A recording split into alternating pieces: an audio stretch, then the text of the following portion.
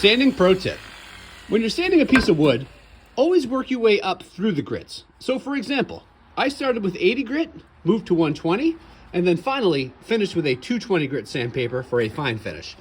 The reason you do that is if I, for example, started with an 80 grit sandpaper and jumped right to a 220, it would be really hard to remove the scratches left by the 80 grit sandpaper. So the 120 in this example will remove the scratches from the 80, and the 220 will remove the scratches from the 120. Now, some guidelines. 80 grit sandpaper.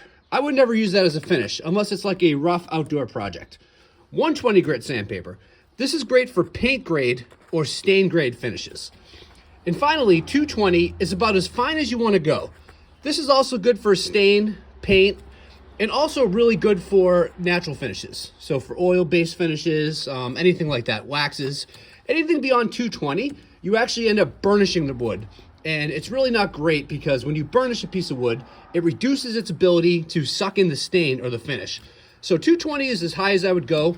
They also sell a 180, which actually works great and kind of bridges the gap between the two. So there's a tip on how to sand the most efficient way.